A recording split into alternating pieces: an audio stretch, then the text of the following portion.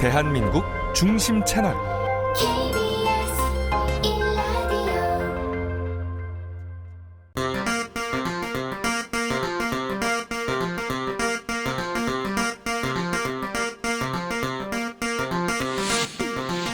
주진우 라이브 스페셜.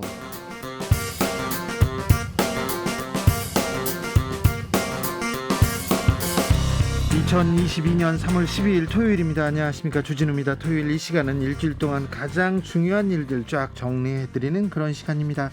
시사 일타 강사 두 분 모셨습니다. 양지열 변호사, 박지훈 변호사, 어서 오세요. 네, 안녕하세요. 네, 안녕하세요.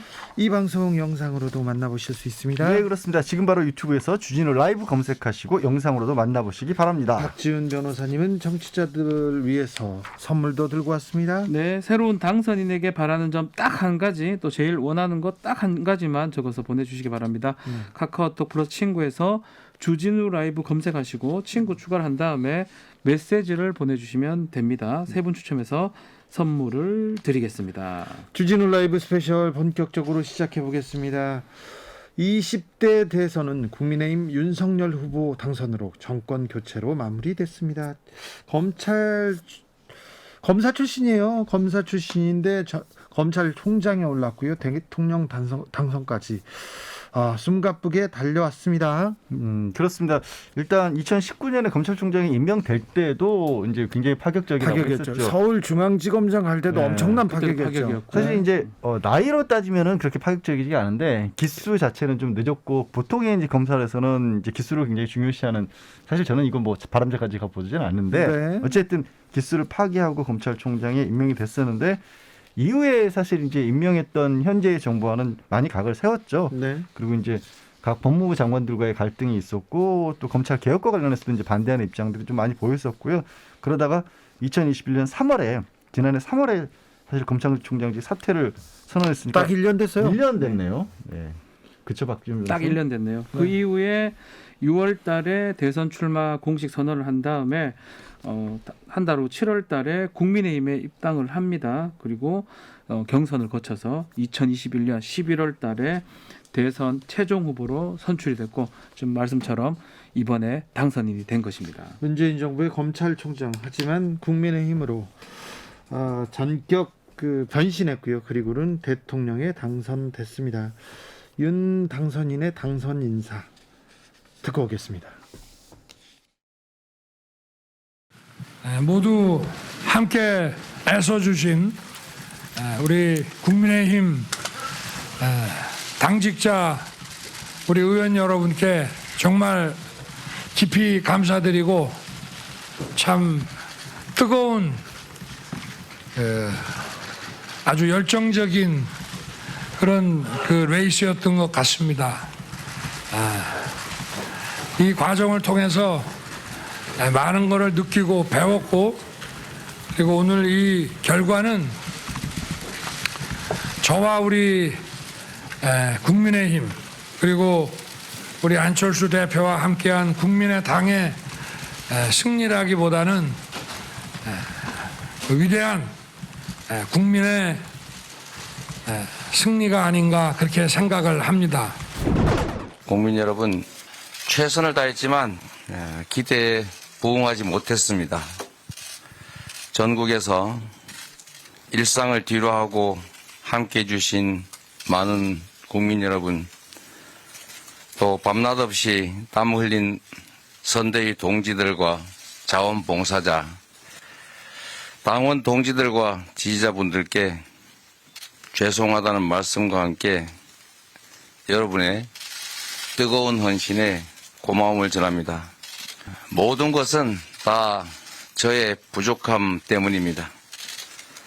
여러분의 패배도 민주당의 패배도 아닙니다. 모든 책임은 오롯이 저에게 있습니다. 윤석열 후보님께 축하의 인사를 드립니다. 당선인께서 분열과 갈등을 넘어 통합과 화합의 시대를 열어주실 것을 간곡히 부탁드립니다. 윤 당선인의 당선 인사, 그리고 이재명 후보의 낙선 인사까지 들어보고 왔습니다. 참 박빙 선거였습니다. 이렇게 초박빙 선거가 있었나 하는 그런 그런 데서는 없었죠. 없었죠. 네. 헌정사상 최초가 맞으니까 네. 없었고요.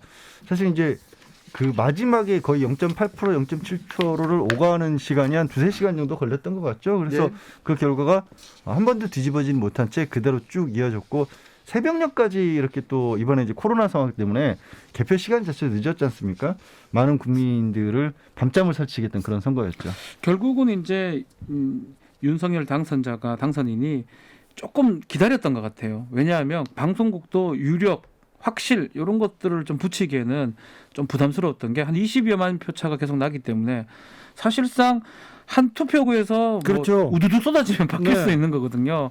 그래서 고민이 됐었고, 그전 뭐 이제 지금 뭐 수락 연설 또 승복 연설을 좀 들어봤지만 윤석열 당선자의 그 수락 연설하고 특히 눈에 띄었던 거는 이재명 후보가 3시인가요 4시에 이제 승복 연설을 했던 게 먼저 했죠. 눈에 띄었고요. 네. 그래서 뭐 오롯이 모든 책임은 저한테 있다라고 하면서 만약에 승복을 좀 늦게 했다 그러면 좀 이것도 좀 논란이 될 수가 있었는데 아마 빨리 승복했던 것들도 좀 눈에 띄었던 부분이 아닌가 생각이 듭니다. 이번 대선 여러 번 별의 순간이 있었습니다. 참 변곡점도 많았고요.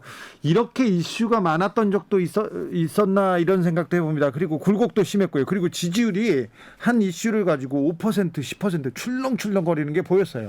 특히 이제 윤석열 후보의 지지율이 그렇게 많이 바뀌었었죠. 이제 이재명 후보 같은 경우는 네. 뭐 이렇게 확 늘어나는 경우는 없었지만 비교적 고정적인 지지율이 있었는데 주로 그러니까 당 내부에서의 갈등, 특히 이준석 대표와의 갈등 상황들이 빚어질 때 이렇게 크게 지지율이 출렁했던 거고요. 네. 그건 아마 이제 윤석열 후보나 국민의힘을 지지했던 분들 입장에서 봤었을 때 이 굉장히 끝까지 높았던 정권 교체 여론이 높았는데 거기에 부응하지 못하는 듯한 모습을 보여줬을 때 지지율이 출렁했던 걸로 돌아보면 그런 환경이 좀 컸던 거. 그러니까 외부의 다른 외부 요인보다도 네거티브라고 할까요? 그러니까 밖에서 윤석열 당시의 후보를 때렸을 때보다 당 내부에서 문제가 있었을 때 지지자들의 지지율이 많이 출렁했던 것으로 보여요. 그렇습니다. 네, 그러다 보니까 가장 눈에 띄었던 부분이 결국은요. 돌이켜보면 1월 7일로 제가 기억을 하고 있는데 결국 의총에서 윤석열 후보하고 당시 이준석 대표하고 그 껴안으면서 네.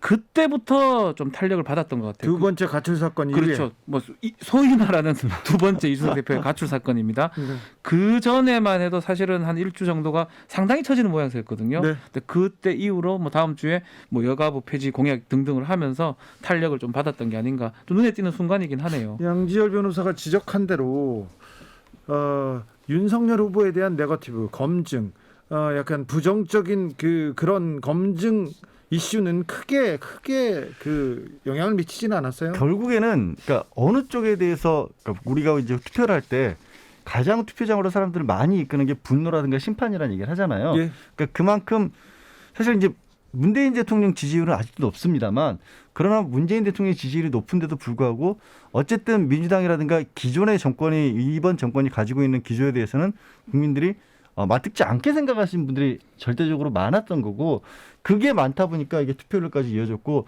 그런 기조에서 투표를 하게 될 경우에는 이게 윤석열 후보가 좋냐 안 좋냐의 문제가 아니라 현재 정권에서의 그렇죠. 문제점에 대해서 내가 심판을 하겠다라고 하기 때문에 밖에서 윤석열 후보에서 검증을 하거나 뭐 부정적인 부분들을 뭐 밖에서 공격을 한다고 해도 그건 상관이 없는 거죠. 네. 그건 상관이 없는 거고 오히려 아까 말씀드린 것처럼 이게 정권 교체를 해야 되는데 왜 내부에서 자기들끼리 저렇게 흔들리지? 이럴 때 빠졌던 거죠. 우리가 선거 3요소 소위 말하는 구도 이슈 인물이었는데 구도가 중요한 요소 중에 하나거든요. 구도가 가장 큰 영향을 그렇죠. 미치다. 이번 선거는 정권 교체, 정권 심판론이 월등히 앞섰던 선거기 때문에 인물적인 하자, 뭐 그게 아주 강력하게 작용할 수 없는 상황이었기도 하고요. 네. 또 한편으로는 뭐 이재명 후보 또 이재명 후보의 가족 등등 뭐 유사하게 보도가 됐기 때문에 네. 그 부분이 상쇄가 돼버리고 결국은 끝까지 간 거는 정권 심판이라든지 정권 교체 그 구도가 결국은 이 대선까지 그냥 직행된 게 아닌가 생각이 듭니다. 네, 그 여권 지지자, 민주당 지지자에서 가장 관심을 갖던 사안 중에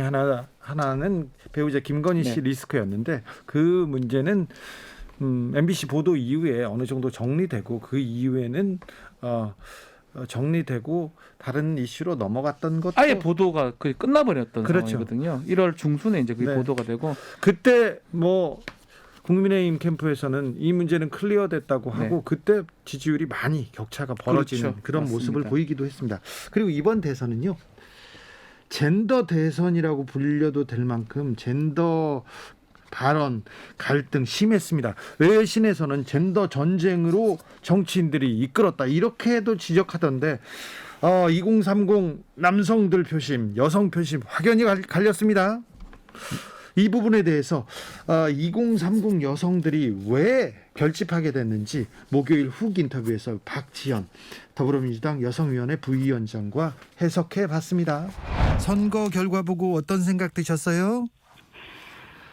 뭐 사실 처음엔 현실을 직시하는 게 조금 힘들었지만 뭐 유력이 뜨고 난 이후에 어느 정도 마음의 준비는 했었고요. 또 저를 믿고 이재명 후보를 찍어주신 분들에 대한 좀 미안함과 죄송함, 그리고 앞으로 대한민국의 미래에 대한 걱정, 불안, 분노 여러 감정이 좀 많이 교차했던 것 같습니다. 네. 박지연을 보고 내 1번 투표하겠다는 이런 2030 여성들의 움직임이 있었어요. 어떻게 보십니까? 네, 저도 이제 너무 감사하게도 많은 2030 여성분들이 저를 이제 보고 1번을 뽑겠다라고 이제 이야기를 많이들 해주셔서 그런 연대의 가능성을 보기도 했고요. 이제 선거 앞두고 이제 외부의 대학교 이제 유세를 다니는데 정말 많은 청년분들이 이제 편지를 직접 손편지를 이제 작성해서 주시기도 하고 꽃다발을 주시기도 하면서 되게 이제 우리가 같은 마음으로 이렇게 간절하게 가고 있구나 하는 생각, 그런 연대의 마음을 좀 많이 느낄 수 있었습니다. 네.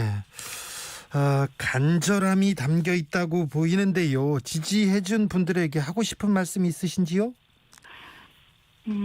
사실 이제 결과는 아쉬울지라도 우리의 연대 그리고 우리의 용기가 정치권에 충분히 닿았다고 보입니다. 그래서 앞으로도 우리의 평등한 일상 그리고 또 안전한 사회를 만들기 위해서 이번처럼 함께 계속 이제 목소리 내주시면 정말 감사하겠다 이렇게 말씀드리고 싶습니다. 추적단 불꽃 활동하시다가 이렇게 민주당 선대위 합류했지 않습니까?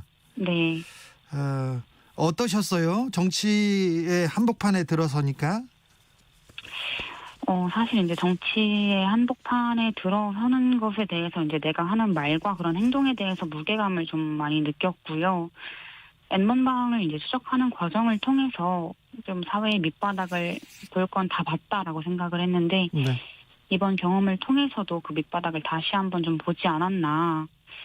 그 사회 문제를 이제 변화해야 한다고 이렇게 이야기를 하는 사람에게 온갖 혐오적인 발언, 이런 비하가 쏟아지는 걸 보면서 이들은 도대체 왜 이럴까 하는 안타까움도 좀 들고, 이런 식의 온라인상 비방이 이제 공인이나 연예인들에게 얼마나 큰 피해를 주는지 좀 다시 한번 절실히 이제 깨닫게 되더라고요. 네.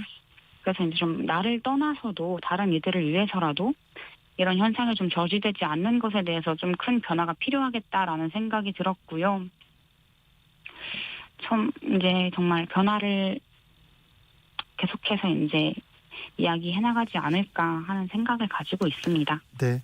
20대 남성은 윤석열 후보로 58%가 찍었어요.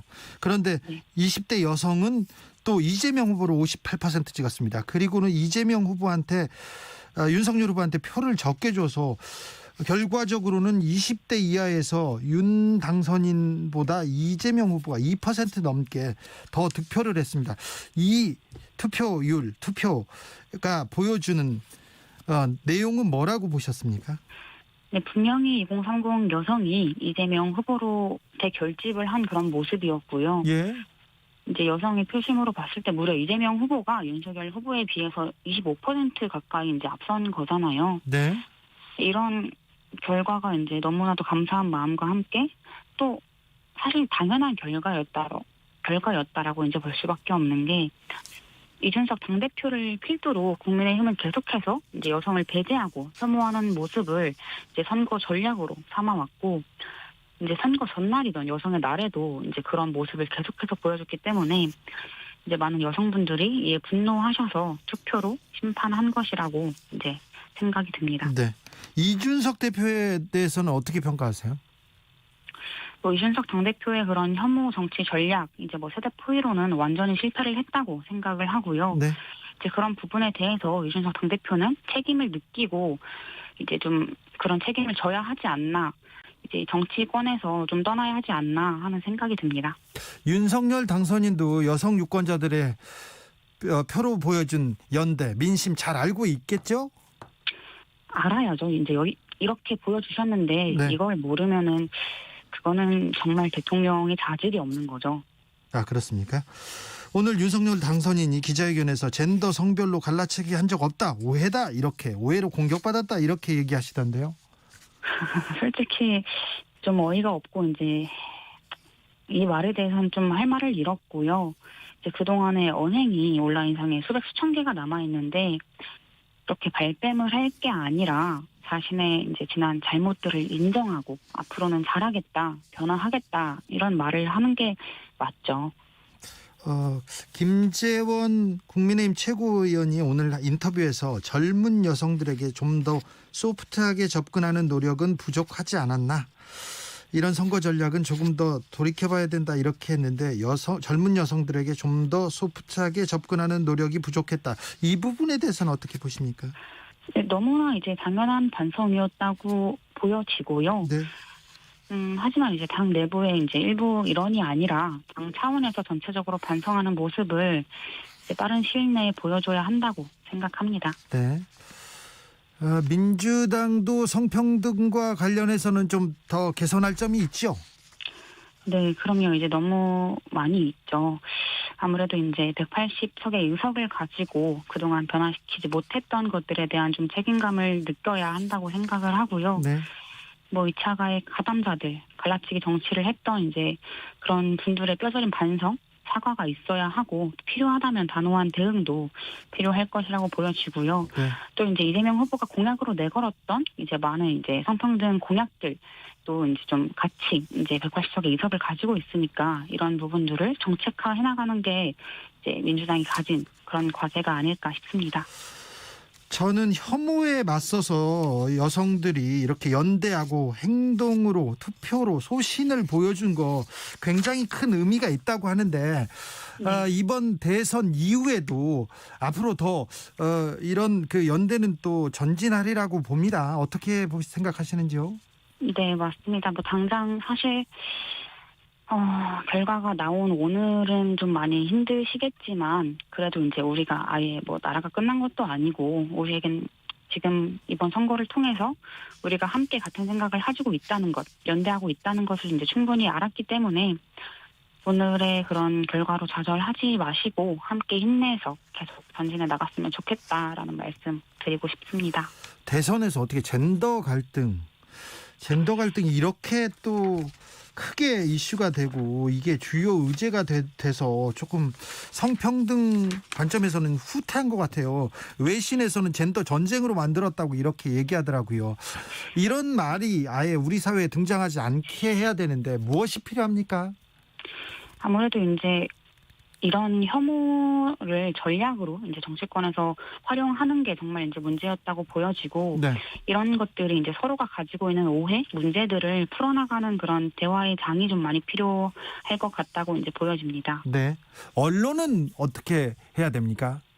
네, 사실 언론도 이제 그거에 대해서 이제 책임을 피해갈 수 없을 것이고요. 네. 너무나 이제 많은 그런 키워드들을 이제 남발하면서 정치인들이 이야기하는 것들, 그런 것들을 이제 기사화 시키면서 보다 자극적으로 이제 젠더 갈등을 이제 심화시킨 것에도 이제 언론의 역할이 있기 때문에 이제 각 언론사마다 이런 젠더 데스크를 설치를 해서 이제 어떤 온라인 기사더라도 네. 이제 보다 이제 좀 젠더의 시각을 가지고 보다 성평등한 시각을 가지고 기사 하나를 보도할 때도 보다 이제 정말 올바른 기사를 이제 내는 게 이제 기자들이 가져야 할 그런 책임이 아닐까 하는 마음입니다.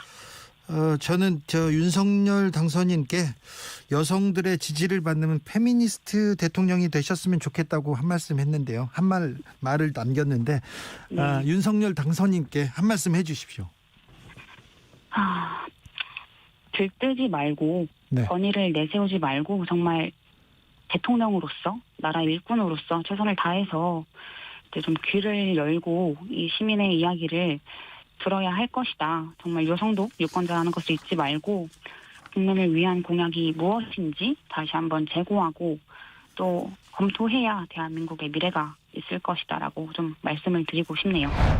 2030 남성 표심, 2030 여성 표심 어떻게 분석하십니까? 실제로는 그냥 같다고 저는 제 생각이 듭니다. 이준석 대표의 이른바 세대 포이론, 네. 그러니까 이제 40, 50대, 50대가 있으면 60대 이상하고 젊은 20, 30대가 그걸 포일해서 정권을 쟁취하겠다, 뭐 이런 네네. 내용인데 20, 30대한테 최초의 뭐 여성가족부 폐지라든지 이런 어떤 이 타겟 공약으로 봅니다. 특히 이대남들한테 네. 먹힐 수 있는. 그때는 사실 지지율이 꽤 많이 오르는 모양새였는데 결국 이제 뚜껑을 다 열어보니까 네. 그 반대적인 사람들, 예컨대 20대 여성이라든지 20대, 30대 여성 같은 경우는 그때는 반응을 하지 않았지만 이렇게 혐오라든지 갈라치기에 대해서 네.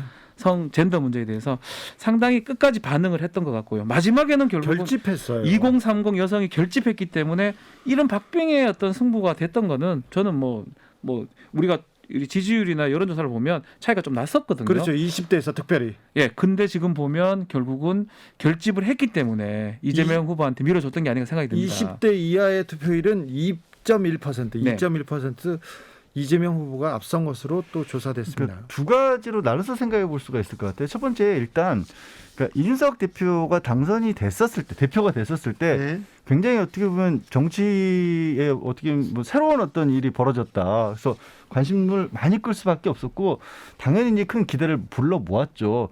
그렇기 때문에 이제 2030의 여론들을 이제 이준석 대표가 주도할 수 있을 것처럼 그렇게 비춰졌던 측면이 있는데 사실 시간이 좀 흐르면서 그런 것만은 아니다. 어차피 네. 또 정치라고 하는 게 윤석 대표도 정치에 들어가서 사람들 사이에 몇 개월이 지나다 보면 신선도라는 것도 금방 떨어질 수밖에 없거든요. 네. 그러니까 기성 정치와 확실하게 차이난다 이 정도까지는 못 그렸던 것 같고 그다음에 외신에서 왜 젠더 이슈라는 거를 굉장히 주목을 해서 이거를 발표를 했냐면 젠더 이슈가 생각해 보세요. 그냥 아주 단순한 게 절반에서 홍을 받으면 절반에서는 잃는 거잖아요. 작용 반작용이 너무나 뚜렷한 그 이슈이기 때문에 결코 써먹지 않는. 네, 이거를 선거에서는 안 쓰는 안 거거든요. 쓰죠, 원래는. 일반적으로는. 네. 근데 이게 이거 이상하다. 대한민국 대선은 왜 이거를 저 젠더 이슈가 이 선거판에서 불거졌지 하고 예신도 주목했던 거고 결과를 보면 사실은 별 효과는 없었던 그렇죠. 버린 거죠. 전체적으로 윤석열 후보가 남성한테 표를 조금 더 얻었어요. 그런데 여성한테는 덜 얻었습니다. 네, 그 그래서 부분 또 좀 유념하셔야 됩니다. 이거는 앞으로 안 등장했으면 저는 좋겠고요. 안 해야 됩니다. 뭐 예. 이걸 가지고 뭐 서로를 남녀를 갈면 어떡합니까? 세상이 반씩인데. 그렇죠. 이게 사실은 이게 혐오적인 전략이거든요. 네. 어떤 쪽을 혐오해서 이길 수는 없는 거고요. 그러면 그게 만약에 그게 정말 소수라고 하더라도 네. 그 자체는 잘못됐다고 봐야 됩니다. 예를 들어서 뭐 인종적인 것들, 뭐 미국 대선이라든지 그런 혐오 전략이 당장은 먹힐 수 있지만 멀리 봤을 때는 반드시 그게 부메랑이 돼서 돌아올 수밖에 맞습니다. 없다. 혐오는 힘이 센데 예. 그렇다고 혐오로 이길 수는 없습니다. 그리고 정치를 하겠다는 분들이 지도자가 되겠다는 그렇죠. 분들이 혐오를 가지고 이용해서는 절대 안 된다고 보는데 여성가족부 폐지 이렇게 외친 윤석열 당선인 이 문제는 어떻게 고민하고 계실지 좀 걱정이 됩니다. 저는 개인적으로 한 바람이 있는데 좀 페미니스트 대통령이 됐으면 좋겠다 이런 바람이 있습니다. 그걸 아니라고 또 아니라고 그렇게 얘기하는 굽고 바람에 아니 예. 근데 이거 해외 토픽에서도 외국 기자들이 예. 페미니스트 아니라고 이렇게 외치는 사람은 처음 봤다고. 굳이 네. 그러니까 넘어가 되는 건데 굳이 또 정정을 하는 바람에 네. 그게 또 외신이 됐어요. 그 바람에 이제 외신에서 이제 안티페미니스트라는 용어까지 그렇죠. 썼거든요. 사실 굉장히 강력한 단어인데 네. 그러니까 저는 이제 먼저 뭐 뱉어놓은 말들 그러니까 이게 또 우리나라에서는 페미니스트라는 말 자체가 쓰는 사람에 따라서 굉장히 여러 가지 의미로 받아들여지잖아요. 그러니까 너무 편중된 페미니스트는 아니다라는 정도로 그렇게 생각을 해줬고 또 윤석열 당선인도 그런 의미에서 말씀하셨기를 휴머니즘의 일종이라며요. 그러니까 그러면 휴머니즘의 일종이면 안티가 될 이유가 없죠. 이거 그렇게 쓰면 안 예, 되는데 그러니까 그렇게는 아니었어요. 아마 다른 뜻을 했을 것 같아요. 네. 아주 그 좀 경도된 네. 페미니즘이라고 하나요? 뭐 네. 저도 정확하게 알 수 없지만 뭐 성차별 아주 극단적인 그런 부분들을 이제 저는 경계한다는 취지로 했는데 네. 오히려 외신이 봤을 때는 안티 페미니스트인가 그렇죠. 오해받을 수 있는 여지가 있는 것이죠. 그렇죠. 그리고 요새 젊은 사람들 생각이 없어. 요새 젊은이들 보면 미래가 없어 이런 얘기는 소크라테스도 했었는데 절대 그렇지 않습니다. 그 이집트 피라미드에도 적혀 있다고 합니다. 평가로. 네. 그런데 절대 그러지 않다는 점도 좀 새겨보고 가야 됩니다. 야, 뭘 몰라서 그래 그러면서 이거 얘기하는 것 자체가 꼰대예요. 네, 다 생각이 있고 다 지켜보고 있었다는 것도 좀 주목해볼 대목이기도 했습니다. 이번 대선 이대남 이대녀 그리고 6070 4050 세대 극명하게 갈렸는데 이런 대선 왜 나왔는지 이번 대선만의 특징인지 두 여론조사 전문가한테 자세히 여론과 민심 듣고 왔습니다. 아무튼 20대 대선의 결과는 국민의힘 윤석열 후보 48.56%, 더불어민주당 이재명 후보 47.83%, 민심은 정권 교체를 택했습니다. 이 부분은 계속 여론조사를 통해서 읽혀져 온 내용이었습니까? 그랬죠. 정권 교체가 승하다는 거는 뭐 작년부터 모든 사람이 다 아는 거였는데 저는 어제 개표 결과, 출구조사 개표 결과 이렇게 보면서 이런 생각이 들었어요. 묻지도 따지지도 마 정권 교체. 네. 워낙 네. 컸어요. 네. 그거 대 우먼 파워. 예. 그 두 가지가 상당히 좀 특징적이었다. 막판 2030 여성들의 결집. 네. 이거 연대 그리고 투표로 보여주자. 이거 굉장히 좀 결정적인 장면 아니었나요? 굉장했고요. 네. 저는 이거 선거가 한 일주일이나 열흘쯤 만약에 좀 늦게 치러졌다면 네. 지금 0.78% 포인트 차이잖아요. 73. 25만 표? 24만 7천 표? 네. 이거 장담하기 힘들었겠다. 이런 생각이 들었고 20대 이하에서 이재명 후보가 윤석열 후보를 이겼어. 2.1% 이겼더라고요. 네. 놀랐습니다. 이제 그거는 우리 여론조사가 많이 놓친 부분인데 네. 출구조사는 사람들이 응답에 정직하지 않을 이유가 없잖아요. 네.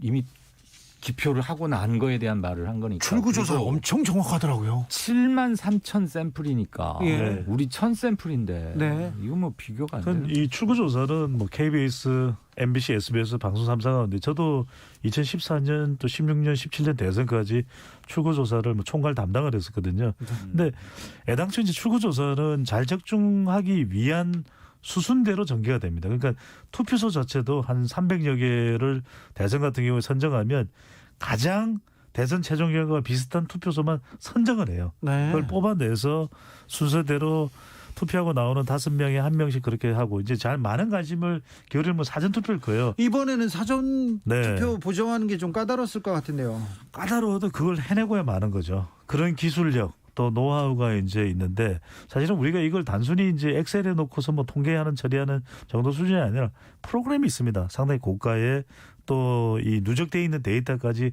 소화가 가능한 그걸 통해서 이제 어떤 지역의 열세를 보정하고 우세를 보정하고 이러쿵저러쿵 그렇게 해서 만들어내는 거죠. 그런데 여론조사하고는 좀 차이가 있었지 않습니까? 나 여론조사 못 믿겠어.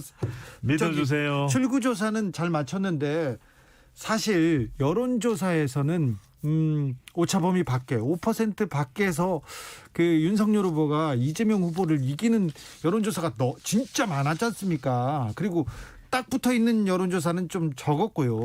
근데 거의 마지막 여론조사는 간략히 네 가지를 소개를 해드릴게요. 네. 지금 뭐 주 기자께서 큰 소리를 빵빵 쳤으니까 여론조사는 좀 대답은 해야지. 네.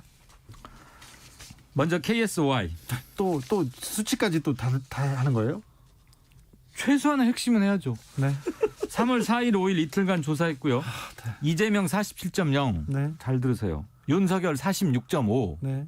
0.5%포인트 차이예요. KSY는 근접했어요. 근접한 여론조사는 그런데 이재명이 이기는 걸로 네네. 나왔으니까 자, 뭐 0.5지만 네. 자 이건 그리고요. 이건 응답률 11.3%고 3월 4일 5일 이틀간 했고요. 한국갤럽 7일 8일 이틀간 했습니다. 여기는 1000 샘플이 아니고 성인 2199명. 이재명 44.4 윤석열 52.0 그렇죠. 차이가 좀 났죠. 네, 심상정 2.5 이거는 비슷했어요. 같은 기간에 리서치 뷰 1000명 대상 조사했습니다. 이재명 44.5 윤석열 52.1 여기도 역시 차이가 났어요. 7.6 차이니까 오차범위 바뀌죠. 리얼미터 7일, 8일 이틀간 조사했고요. 유권자 3,000명. 그래서 표본 오차는 플러스 마이너스 1.8%포인트인데 이재명 46.5, 윤석열 50.2. 네. 3.5 여기는 오차 안에 들어왔습니다. 이 정도였습니다. 자세한 사항은 중앙여론조사심의위원회 홈페이지를 참고하시기 바랍니다. 근데 네. KSOI 조사는 0.5% 그러니까 거의 맞췄는데 당나게 들렸네. 당나니까 아니 JTBC처럼. JTBC 글로벌 리서치 출구 예측 조사가 비슷한 거죠. 네. 네. 그런데 네. 그런데 사실 이렇게 차이가 더 나는 조사는 많았지 않습니까? 많았어요. 많았죠. 심지어 여의도 연구소 뭐 여의도 연구원 네. 거기도 났다 그랬고. 국민의힘에서는 10% 네. 더 차이가 이준석 났다고 대표가, 네. 했지 않습니까? 그 모든 것들이 투표일과 그 2, 3일 전에 마구 돌아다니는 통에 더 혼란만 부추겨가지고 예. 막상 출구조사 결과를 보니까 사람들이 으악 뭐야 이거. 예. 저거 출구조사 이번엔 틀린 거 아니야? 사전 투표율도 높았는데 그래서 더 밤새 새벽까지 가게 됐던 거죠. 자, 2030 이대남을 집중 공략한 국민의힘 그러나 2대녀 그리고 2030 여성들은 연대로 투표로 보여줬습니다. 이 부분은 좀 읽어봐야 될 대목이 많습니다. 근데 그래도 저는 첫 번째로는 그러면은 갈라치기가 잘 된 거냐? 갈라치기는 해서는 안 되죠. 네. 우리가 원하는 건 남녀 구분하고 또 성별로 구분하고 연령대별로 구분하고 그거는 바람직하지 않습니다. 그런데 바람직하지 않은 것과 선거에서 효과가 있었느냐? 저는 투표 결과는 20대 30대 여성들이 이재명 후보 쪽으로 갔다고 하더라도 그래도 2030 필요할 때 2대남 3대남으로 묶어서 지지율을 끌어올렸다 윤석열 후보에 그거는 이준석 대표가 효과적이고 전략적이었다고 봐야 되겠죠. 그러니까 이제 물론 그걸 도덕적으로 본다면 갈라치기 인셈인 그런 전략이 과연 옳으냐 그러냐. 근데 선거는 이런 거거든요. 옳고 그런 게 아니라 강하냐 약하냐. 아니 근데 2대남을 해서 표를 얻었을지는 몰라도 네. 2대녀에서 더 많이 잃었잖아요. 그랬죠. 반발이 결국 결집이 됐죠. 그렇죠. 그래서 우선 빼먹기에는 꽃감이 좋더라고. 네. 이준석 전법으로 처음에 이대남 여가부 폐지 이런 걸로 재미를 좀 봤는데 여론조사에서는 봤어요. 처음엔 봤어요. 네. 12월 1월 초까지 네, 2월까지도 여론조사에서는 분명히 수치가. 봤고 예. 그것들이 누적되다 보니까 뒤늦게 여성들이 조직화, 집단화 움직임을 마지막에 표로서 보여준 것 같아요. 3779님께서 기존 네. 페미 정책이 이만큼이나 2030 남성을 등 돌리게 하고 잘못됐다는 걸 시사하는 겁니다. 이렇게 했는데 기존 정치권도 젠더 갈등 제대로 조율하지 못하고 왔다 갔다 하는 그런 책임에서 자유롭지 못합니다. 네. 네. 아니 그 우리가 세대 조사를 해보면 20대 30대 남성들의 마음도 헤아려져요. 왜냐하면 상박이거든요. 상대적 박탈감. 상박은 또 어디서 나왔어요? 이건 또 용어 상박 아니에요. 네, 그래서 이제 그러니까 학력 단절이 되잖아요. 군은 군대를 가니까. 그래서 네. 윤석열 당선인의 병사 200만 원 월급 이게 상당히 솔깃했던 거죠. 아 그렇습니까? 그러니까 그거는 제법 있었다 그러대요. 그러니까요. 그 군인들은 네. 데이터에 안 잡히는 거야. 여론조사로도 안 그렇죠. 되고 네. 네. 사전 저기도 안 잡히고 네. 그런데 군인이 한 몇십만 명이죠? 아니, 군인들도 휴대폰 있잖아요.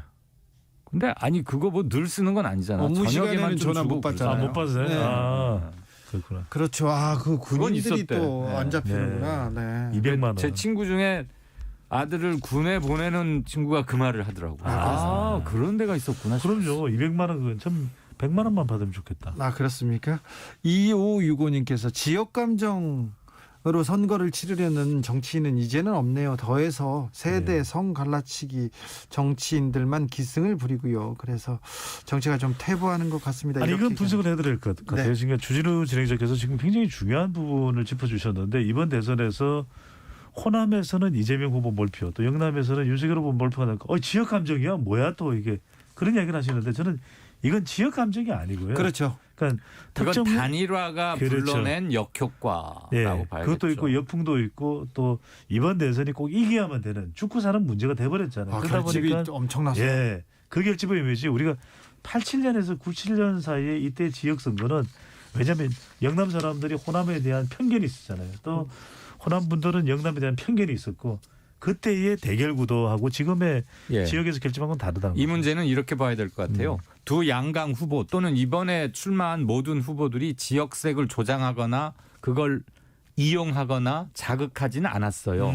오히려 겉으로는 완화를 효소했는데 그 기습적이고도 정치 희화화이자 허탈감을 폭증시킨 단일화 때문에 호남 사람들이 뭉쳤고 위기감을 가져서 네. 사전투표로 나타나니까 그거에 자극을 받아서 영남 측에서도 결국은 결집이 됐고 그렇죠. 결과적으로는 동쪽은 다시 빨간색, 서쪽은 파란색이 돼서 지역 감정처럼 보이는 것이죠. 아, 그렇습니까? 서울 괭이님께서 2030 여성들이 이준석 대표 보기 싫어가지고 어거지로 민주당에 표준 거 기억해야 됩니다. 이렇게 얘기하고요. 정원조님께서는 문재인 대통령께서 페미니스트 대통령이라고 해가지고 반발로 뭉친 거예요. 이렇게 얘기하는데 이렇게 또 갈려요.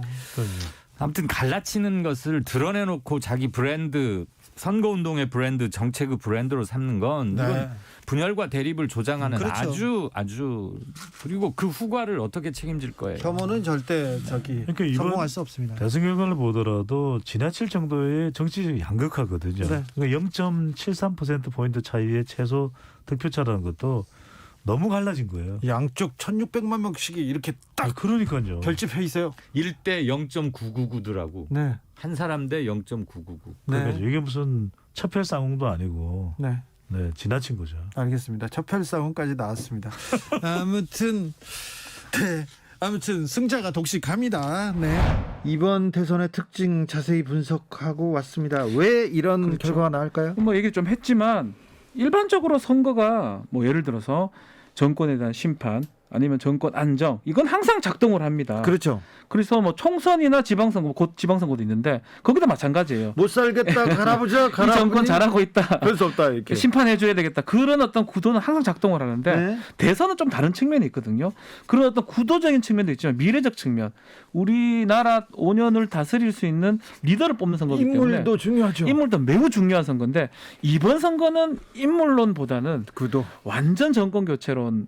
그게 완전 좀 매몰된 거 아닌가. 그 부분이 눈에 띄는 건 사실입니다. 네. 조금 정밀하게 나눠보면요. 이런 부분을 나눠볼 수가 있을 것 같아요. 그러니까 2030 세대에 대해서 참 이번 대선 때 말이 많았지만 이대남 이대녀로 특히 좀 갈라졌다라고 얘기를 하잖아요. 네. 이거는 그냥 쉽게 아까 저희가 말씀드렸던 것처럼 작용 반작용이 작동을 한 거예요. 네. 한쪽을 강조를 하다 보니까 다른 한쪽이 반대쪽으로 몰렸던 것이니까 거의 균형을 잃었던 것 같고 그리고 정권 교체냐 영남과 호남도 굉장히 평소에도 그렇지만 이번에도 많이 쫙 갈렸잖아요. 네. 이건 이제 정권 교체냐 정권 유지냐의 여론에서 그만큼 반반으로 갈렸었던 건데 저는 오히려 4000 세대에서 특히 40대 투표율이 한 70% 정도밖에 안 나왔거든요. 그러니까 40대가 일반적으로는 여론조사를 보면은 그 이재명 후보 지지율가 더 높았었던 것인데 투표율은 낮았어요. 그렇죠. 그냥 굉장히 활발하게 사회활동을 하고 있고 이러면 뭐 그 가장세대라고 하죠. 또래라고 하죠. 그런 또래에서 투표율이 낮았다는 건 적극적인 지지를 못한 분들도 있다라는 그렇죠. 거예요. 그래서 거기에는 가장 큰 거는 역시 저는 부동산 민심이라고 봐요. 서울의 수도권에 그럼요. 굉장히 많은 인구들이 있고 40대 물론 30대도 고민하지만 딱 40대들이 걸려 있거든요. 서울에서 30여만 표 차이로 윤석열 후보가 승리했습니다. 이 승리는 그 대선 승리로 직결됐습니다. 네. 그렇죠. 그게 지금 말했다시피 또 강남 3구가 상당히 높은 득표율을 보였어요. 윤석열 후보한테 투표율도 높고 득표율도 높았고. 반대는 힘이 셉니다. 자, 그게 아마 밑바탕이 돼서 20만 표 차이 이상의 차이를 냈던 것 같은데 지금 얘기한 것처럼 40대, 50대는 특히 40대는 한 70% 투표율이고 60대 이상은 80% 넘어갑니다. 네. 뭐 예전부터 60대 이상은 높긴 높았지만 어떤 그런 게 계속 작동하긴 했던 것 같아요. 부동산의 성난 민심이 네. 전국에서 좀 일어났다고 나는 볼 수 있어요. 투표해야 되겠다. 60대 이상은 많았고요.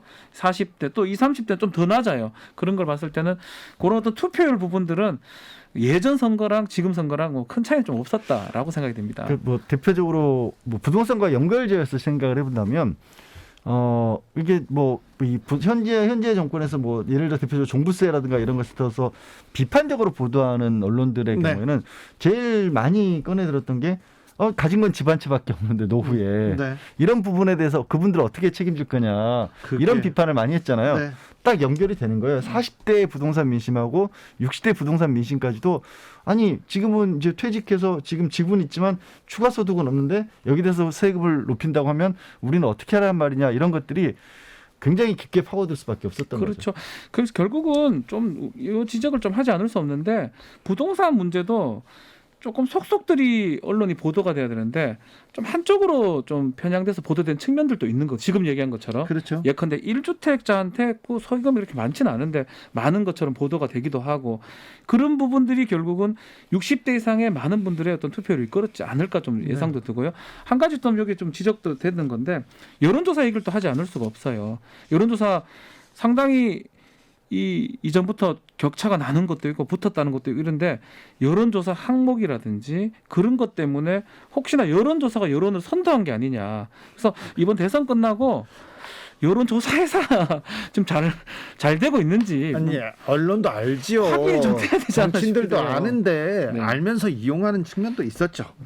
자, 윤석열 후보 왜 찍었어요? 이렇게 물어봤는데 대다수의 답변이 정권 교체를 외쳤다고 합니다. 그리고 가장 큰 그 이유로 또 부동산을 꼽았습니다. 이 문제에 대해서는 민주당도 그리고 청와대도 잘 좀 생각하고 분석하고 좀 방법을 내놔야 되는 의무도 있습니다. 여러분께서는 지금 주진우 라이브 스페셜을 듣고 계십니다. 주진우 라이브 스페셜. 주진우 라이브 스페셜 시사 박사입니다. 양지열, 박지훈 변호사 함께하고 계십니다. 윤석열 후보가 당선되자마자 50억 클럽의 멤버였죠. 곽상도 전 의원이 옥중 서신을 보냈어요. 오, 놀랍더라고요. 네. 그러니까 요지는 그런 겁니다. 이제 곽상도 전 의원 같은 경우에는 아들이 이 대장동의 대장동 사업을 주도했던 화천대유 측으로부터 퇴직금 명목으로 50억 원을 받았다라는 게 결국 이제 화천대유가 사업을 하는데 필요한 어떤 조건들을 이루어진 거다. 네네. 그래서 이제 구속이 된 거잖아요. 네. 그리고 실제로 이제 구속된 사유를 보게 되면 당시에 화천대유가 7천억 원 가량을 그러니까 사업을 하기 위해서 땅을 사는데 여러 가지 또 작업을 하는데 필요한 경비를 대출을 받아야 되는데 그 대출이 다른 데로 가지 못하도록 막고 여전히 이제 화천대유 쪽에 받을 수 있게 해줬다는 거잖아요. 뇌물인데. 그러니까 명목 자체는 상당히 뚜렷해 보이고 네. 돈 받은 사실은 누구도 부인하지 않잖아요. 본인 그러니까 아들도 그랬고 또 본인도 받게 됐던 녹취록에도 나왔어요. 심지어는 녹취록에는 뭐 녹취록이 요즘 워낙 많이 나와서 그렇긴 네. 합니다만 어찌됐든 아들을 통해서 직접적으로 요구했다라는 내용까지도 들어 있어서 네. 이게 돈을 받은 것만은 분명한데 그러니까 윤석열 후보도 대장동과 관련된 얘기할 때 이제 당선이 됐죠. 당선인도 이런 얘기를 했잖아요. 돈의 흐름을 보면 이건 누가 잘못인지 명백하다라고 했는데 곽상도 전 의원은 대장동으로부터 어떤 돈이라도 받을 이유가 없고 실제 받지 않았다라는 내용에 그리고 정권 교체가 됐으니까 법정에서 무죄 투쟁을 하겠다는 사실을 바로 보낸 거예요. 정권 교체하고 이거 돈하고 또 무슨 그러니까 상관이에요? 이게 또 뭐 정권 교체하고 무슨 상관이 있는지. 정권 교체는 뭐 제가 봤을 때 그냥 붙인 소리 생각이나 들고 이제 무죄 얘기를 한다는 거는 결국은 돈의 부분은 이제 막을 방법은 없습니다. 돈을 뭐 본인이 받건 뭐 아들이 받건 그것도 녹음에 다 잘 담겨져 있기 때문에 결국 대가성 부분을 다투겠다 이 말로 봐야 돼요. 알선 내가 소개한 바도 없었다. 아니면 아무런 이유 없이 돈을 받았다. 이런 식으로 이제 주장을 할 가능성이 매우 높지 않을까 생각이 듭니다. 그런데 정권 교체도 된 이상 홀가분하다. 뭐 법정에서 얘기하면 되는데 정권 교체도 된 이상 홀가분하다 이렇게 편지를 쓴다고 이것도 이례적인 일입니다. 이례적인데 이례적일까? 무슨 말씀이냐면 이게 대선 이후부터도 많은 언론에서도 이런 식의 어떤 얘기를 하죠. 누가 과연 이 대장동이라든가 아니면 윤석열 당선인 주변에 배우자 문제라든가 이렇게도 법적으로 논란이 되고 있는 부분들이 있잖아요. 이 부분이 어떻게 정리될까요? 근데 이거에 대해서 정권이 누구에게 가느냐에 따라서 수사의 방향이 달라질 것이라는 얘기를 공공연하게 한단 말이에요. 검찰도 수사를 안 하고 선거를 보고 지금 수사를 이어가겠다 이렇게 하는 거 아닙니까? 그렇게 보이는 거 아닙니까? 비판받는 거 아닙니까? 수사를 멈추는 것까지는 저는 이해를 하는데 네. 수사를 멈췄던 수사들이 어느 쪽으로 진행이 되느냐가 대선 결과에 따라서 달라지는 건 그건 법이 아니잖아요. 그렇죠. 원칙도 아닙니다. 그러니까 지금 이제 이 부분이 저는 좀 부담스러운 부분이긴 하거든요. 정권 교체가 된 이상 이 얘기를 지금 했잖아요. 곽상도 전 의원이. 근데 결국 뭐 이것도 마찬가지지만 지금 양 변호사가 얘기한 것처럼 예컨대 도이치모터스 주가 조작 사건, 김건희 씨 연루되어 있는 그 부분이라든지 고발 사주 이제 당선자가 연루되어 있다고 보는 그런 것들을 하고 같이 지금 이렇게 대선이 끝났으니까 없어질 수 있다 이런 얘기를 한 게 아닌가 생각이 들어서 조금 이건 납득하기 그렇죠. 좀 어렵습니다. 사실은. 선거 이후에 대선 이후에 그동안 이렇게 불거졌던 의혹들이 어떻게 수사기관에서 정리되는 건지도 매우 중요한 관심사이기도 합니다. 그리고 지방선거가 시작되는 것도 다음 주부터는 꼼꼼히 저희들이 챙기겠습니다. 그런데 말입니다. 대장동 특검은 되는 겁니까? 이게 저희가 조금 전에 제가 드린 말씀하고 배치가 되긴 하는데 결국 이제 정치적인 어떤 문제가 되겠죠. 그러니까 사실 윤석열 후보가 당선이 된 와당에 민주당에서 특검을 해서 어떤 식으로든지 간에 의혹을 다 정리하자라고 하면 이게 마치 선거와 관련돼서 사람들이 생각을 할 수가 있거든요. 그렇죠. 그리고 검찰에 이렇게 맡겨서 한다. 그럼 이거 그것도 사람들이 사실 신뢰하기가 조금 어려운 부분이 있기 때문에 그래서 특검에 가야 된다는 사람들이 많을 텐데 어떤 식으로든지 뭐 정치적인 타협점을 찾으려 네. 할 수도 있지 않을까 조심스럽지만 그런 쉽지는 생각이 않을 것 듭니다. 같아요. 이게 쉽지 않아요. 특검 얘기가 나왔던 게 뭐냐면 집권 여당의 뭐 후보가 문제가 된다 이래가지고 중립적인 인사가 특검을 하자 이게 주된 취지였거든요.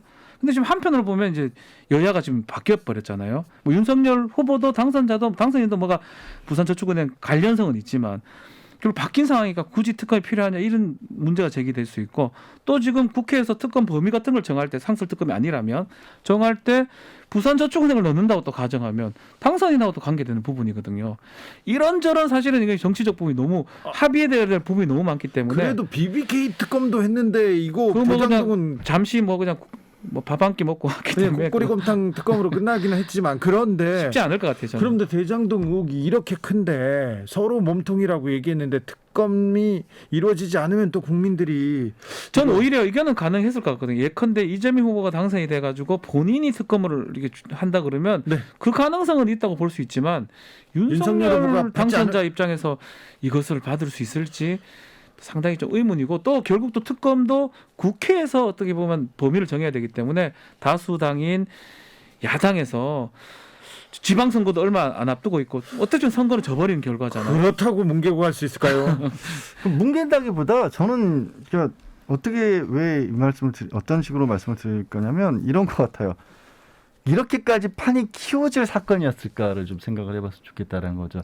검찰에서 수사를 하는 걸로도 어찌 보면 충분히 정리가 될 수 있었던 내용이었는데 여기저기를 다 키웠고 정치적으로 목을 부풀릴 대로 부풀리다 보니까 양 당에서 또 얼마나 서로가 그렇게 하다 보니까 특별히 특검이라는 국민의힘이요. 얘기까지 나와버린 거고 국민들 머릿속에서는 그냥은 해결이 안 될 일인가라는 그런 생각도 할 수가 있는데 네. 근데 막상 이게 선거가 끝났고 박지원 변호사 말한 것처럼 어쨌든 또 지금 국회의원 숫자로 비춰봤을 때는 현재 아직까지 여권이 훨씬 더 많단 말이에요. 네. 그래서 이제 윤석열 당선인을 포함시킨 어떤 내용을 하면 마치 이걸 뭐 선거와 관련해서 이렇게 싸우는 것처럼 보복처럼 보이고 서로 그러면 서로 아주 강대강 전국이 이어질 여지가 있기 때문에 서로 이거는 할 이유가 사실 없습니다. 서로 할 이유가 저는 없다. 그렇게 봅니다. 정치적 이해관계 때문에 대장동 특검은 가지 않는다. 가기 어렵다. 이 부분도 관전 포인트니 지켜보자고요. 그리고요. 3월 9일 대선이 끝났습니다. 3월 10일 바로 홍준표 나 대구 간다. 하방한다. 바로 황상무 나 강원도 간다. 바로 지방선거 시작됐습니다. 그렇죠. 지방선거가 6월 1일입니다. 네. 정말 얼마 안 남았어요. 그렇죠. 예전 같았으면 이미 뭐 지금 지방선거 국면이라고 해야 그렇죠. 되는데 대선 때문에 잠깐 멈췄던 거고요. 네. 자 이제 거의 박빙이었습니다. 뭐 이재명 후보를 지지하는 거였지만 그리고 또 지역적 구도가 눈에 탁 띄었어요. 이번 선거는. 그리고요 서울에서도 19% 벌어져 있던 차이가 5% 안쪽으로 줄었죠. 줄었습니다. 그리고 이제 여러 예전부터 강세를 보였던 민주당 쪽의 그 지역구는 많이 회복된 모양새입니다. 강원도는 지금 국민의힘이 강세지만 네. 경기 그다음에 인천 민주당이 회복했다고 볼 수도 있습니다. 호남 지역 세종까지 그렇게 봤을 때는 결국은 지방선거도 만만하게 원래 같으면 당선되고 또 취임한 후 한 달도 안 돼서 지금 지방선거 일어나는 거잖아요. 네. 그러면 대통령한테 힘을 실어주는 게 일반적인데요. 100% 그러지는 않을 것 같다는 생각이 많이 듭니다. 왜냐하면 박빙이었기 때문에. 그렇죠.